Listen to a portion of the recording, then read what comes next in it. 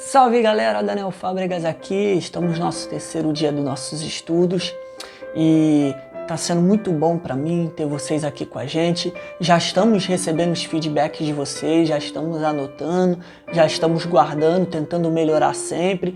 Então não esquece, já curte esse vídeo, se inscreva nesse canal porque todos os dias um estudo diferente para que possa te auxiliar na sua devocional. Todos os dias um vídeo diferente. Pô, vale a sua inscrição, não vale? Eu sei que vale, então se inscreve, compartilha esse vídeo com todo mundo e é claro, você também pode ter acesso a esse estudo por escrito através do teologiaatual.com, teologiaatual.com. Você também pode ouvi-lo nas principais plataformas de podcast, até porque para que você possa fazer a sua devocional no carro, no ônibus, no trem, no seu horário de almoço, aonde você quiser, a gente está em multiplataformas, ok? Já vamos sem delongas no estudo de hoje, porque hoje a gente quer falar de uma coisa que é muito interessante. E eu acho que já estamos no terceiro episódio, vocês já estão começando a perceber que esse estudo ele tem uma intenção. Ele quer ser bem básico para ir evoluindo. Então nós precisamos falar de coisas básicas, nós precisamos começar numa linguagem bem simples. Eu também estou tendo o meu aprendizado, as minhas dificuldades, porque eu já estava acostumado com outro ritmo, mas só que para mim está sendo muito rico também voltar ao básico, voltar às coisas, sabe, bem simples, para que a gente possa evoluir junto. E quem sabe lá na frente a gente está falando de coisas mais complexas, talvez alguns temas polêmicos, olha só, vamos ver por aí. O importante agora é a gente dar continuidade ao nosso estudo falando sobre Jesus. E eu separei o texto hoje que eu gosto muito e eu queria talvez dar um outro olhar, uma outra percepção sobre esse texto. Talvez você já tenha tido esse olhar também, então me acompanhe. Talvez você não tenha tido esse olhar ainda, mas é uma coisa que toda vez que eu leio esse texto eu falo, cara, olha, eu não ouvi falar sobre isso. É óbvio que eu não sou inventor de nada, alguém em algum momento deve já ter dito o que eu vou dizer, mas eu acho que vai ser muito interessante pra gente, que está em Mateus 13, é a parábola do semeador. Mateus 13. Lembrando que sempre eu vou dar o texto aqui como referência. Eu não vou ler o texto todo porque a ideia é estimular vocês a terem seu próprio momento de estudo, a pegarem a Bíblia, a conferir o que eu falo. A gente tem que aprender isso. A gente tem que aprender a conferir aquilo que falam pra gente. Você está na igreja, o pastor está pregando, pega a Bíblia, confere o que ele está falando. Confere, isso não é errado não, confere mesmo. E se você vê alguma coisa, no final do culto, no final da reunião, pode ser o padre também, pode ser quem for, chama ele para conversar pessoalmente. Poxa, eu não entendi isso aqui que você falou, porque eu li isso aqui, entendi de uma forma, aí você explicou de outra, poxa, você pode me esclarecer? É assim que funciona. Isso é o Evangelho, é esse eterno sistema de troca entre as pessoas, de aprendizado, de evolução. Então não vou ler o texto todo, já deixei isso claro, vou começar aqui do versículo 4. Aí a gente vai marcando alguns versículos aqui e vamos conversando aqui no nosso estudo. Diz assim, e quando semeava, uma parte da semente caiu no pé do caminho, e vieram as aves e comeram-na. Outra parte caiu entre os pedregais, aonde não havia terra bastante. Logo nasceu, porque não tinha terra funda. Mas aí vindo o sol, vendo não, o sol vê e vem. Vindo o sol, queimou-se e secou-se, porque ela não tinha raiz. A outra caiu entre os espinhos, e os espinhos cresceram e sufocaram-na. Até que a outra parte caiu numa boa terra, deu seu fruto, um a 100, outro a 60 e outro a 30.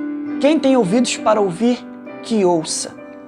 Olha, talvez você já ouviu essa parábola várias vezes, talvez você nunca ouviu. Essa parábola, Jesus ele está falando sobre a boa mensagem. E ele coloca o nosso coração como um terreno. E essas sementes é a boa mensagem que o semeador, no caso Deus, no caso Jesus, aqui no caso, ou qualquer um de nós que estamos semeando algo de bom, até porque a própria Bíblia diz que um planta, outro rega, mas quem dá o crescimento é o Espírito. Então nós temos uma função de divulgação da boa semente. Jesus começou aqui e essa semente, é claro que ele está falando dele mesmo. Mas nós também podemos entender que a gente ou a gente pode ser semeador de boa semente. Semeador de boas palavras, semeador de boa conduta. A gente também tem esse papel. A gente exige muito dos outros. Eu acho que no meio, principalmente no meio cristão, a gente exige muito dos pastores, dos padres, dos líderes, que eles sejam porta-voz de coisas boas. Mas a gente esquece que nós somos esses porta-vozes. Lá na última comissão, quando Jesus se reúne com todo mundo antes de subir, ele fala, olha, meu irmão, agora eu estou chamando todo mundo. Ide por todo mundo, são vocês. Agora está na mão de vocês. Ele não diz que está na mão dos apóstolos, ele não diz que está na mão dos pastores, ele diz que está na mão de vocês agora. Então, talvez a primeira coisa que eu queria destacar nisso aqui é justamente a gente como portadores de boas novas, de boas notícias, de boas coisas, de bons sentimentos também, sim, por que não? Nesse mundo que está, infelizmente, adoecendo de bons sentimentos, a gente também tem que se colocar como portadores de bons sentimentos e transmissores de bons sentimentos. Mas esse ainda não é o ponto principal desse texto. Jesus, ele fala por parábolas de uma forma muito inteligente. Por quê? Porque a parábola é eterna, é atemporal. Nós estamos em 2020 lendo uma parábola que foi escrita em quantos anos atrás? A gente tem até alguns historiadores que vão debater sobre a precisão da nossa contagem temporal. Mas a gente pode definir no mínimo 2020 anos atrás, vamos lá? 2020 anos atrás e ainda assim uma parábola contada naquele tempo faz sentido para a gente hoje. Mas só que para aquele tempo algumas pessoas ainda estavam com o coração fechado e não entendiam. E Jesus, após falar as parábolas, geralmente ele explicava o que ele estava dizendo nas parábolas. E a explicação dessa parábola é muito bonita, porque olha só, a partir do versículo 18, vamos para o 18, olha o que ele diz. Escutai, pois, a parábola do semeador. Ouvindo alguém a palavra do reino e não entendendo, vem o maligno e arrebata o que foi semeado no seu coração. Este é o que foi semeado no caminho. Lembra aquela primeira semente que o semeador estava no caminho e ela caiu no meio do caminho e veio as aves e tomaram? Então, essas aves é o maligno. Esse maligno aí a gente entende como o próprio inimigo, o próprio diabo, Lucinho, Satanás, Canhoto, o nome que você quiser dar, a transposição de ideia que você quiser fazer. Ok? Se a gente for na psicologia, a gente pode até entender uma dualidade aí entre o bem e o mal, sendo como versões do ser humano. Eu não vou entrar aqui, eu estou sendo literal no texto, tá? Por favor, não estou dizendo que é isso ou que não é. Eu estou apresentando mais argumentos para o nosso estudo ficar um pouquinho mais denso. Aos poucos, eu vou começar a jogar umas coisinhas mais densas, eu vou pegar alguns argumentos científicos, alguns argumentos justamente para a gente intensificar o nosso pensamento sobre a Bíblia, sabe?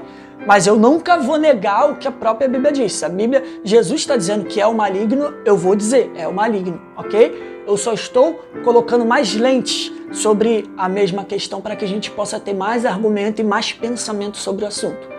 Então, essa primeira semente é aquela que caiu no meio da estrada, foi capturada pelo maligno. Vamos lá, o versículo 20. Porém, aqui o semeador jogou e caiu entre os pedregais, é aquele que ouve a palavra e logo recebe com alegria. Mas só que ela tem pouca duração, porque chega a angústia, a perseguição por causa da palavra e ele logo se ofende. Então a segunda classe é aqueles que recebem a palavra muito bem, que sabem, que falam, caraca, eu preciso mudar mesmo, não, eu vou mudar, não, é isso que eu quero para minha vida, eu quero ser um ser humano melhor, eu quero evoluir, poxa, eu quero caminhar junto com Jesus, eu quero ter o Espírito Santo dentro de mim, poxa, eu quero fazer coisas boas, eu quero ser um filho melhor, eu quero ser uma mãe melhor, um pai melhor, um esposo melhor, uma namorada melhor, eu quero melhorar. Aí a pessoa recebe isso, o coração dela se enche, mas só que não consegue ter profundidade, sabe? É aquelas pessoas que têm emoções passageiras. Na igreja tem uma parada muito interessante, eu observo muito. Não sei se vocês já pararam para perceber que tem sempre algumas pessoas que tem prazo para ir lá na frente se converter. Vocês já viram isso? De 3 em 3 meses a pessoa aparece lá se convertendo e fala, mas essa pessoa já tinha vindo aqui? Eu já vi ela aqui. Aí 2 meses depois ela aparece lá de novo, se converte e fala, mas ela veio aqui na outra vez, se converteu, está se convertendo de novo? Como é que funciona isso? A gente pode depois, mais para frente, falar sobre conversão e por que essa confusão na cabeça de algumas pessoas. Mas geralmente, batendo aqui, é aquela pessoa que está com pedras no seu coração. E essas pedras estão impedindo que a raiz se aprofunde. E realmente aquilo que ela decidiu fazer, ela realmente tenha força para manter essa decisão. Então, esse é a segunda classe aqui de pessoas que Jesus coloca. E ele até fala, porque olha só, vem a angústia, aí a gente pode até falar, qual é a concepção que a pessoa tem de se converter? Que a vida dela vai ser maravilhosa? De que não vai ter tristeza, sofrimento? O que estão vendendo por aí na mídia, que essa igreja, esse evangelho que enriquece, que você, tem a vida perfeita, a wonderful world, você olha agora para o mundo inteiro, é tudo maravilhoso. Aí quando vem a angústia, não aguenta, não sustenta. Quando vem a própria perseguição por causa do evangelho, porque quando você se põe para os seus amigos ou para o seu grupo social e fala, cara, agora eu não faço mais isso não. E a galera começa a te zoar e fala, ih, qual foi, mano? O que está acontecendo contigo? Não, porque eu só não faço mais isso, eu só não gosto mais. Aí começa a perseguição nesse sentido, né? Não é uma perseguição velada de te baterem e tal, mas é uma perseguição mental, de pressão sobre você, de falar, poxa, tu era mais legal antigamente, antes de ser crente. Tu era mais legal quando tu ia pra balada, quando tu ficava com um monte de gente, quando tu... E eu não quero estipular aqui o que é pecado não, tá? Por favor, só tô colocando algumas situações que a gente pode se identificar. Essas pessoas não aguentam porque não tiveram raiz. É o que diz o texto aqui. Então vamos para a outra aqui. Aquele que é semeado entre os espinhos é aquele que ouve a palavra, mas só que os cuidados desse mundo, a sedução das riquezas, sufoca a palavra e fica infrutífera.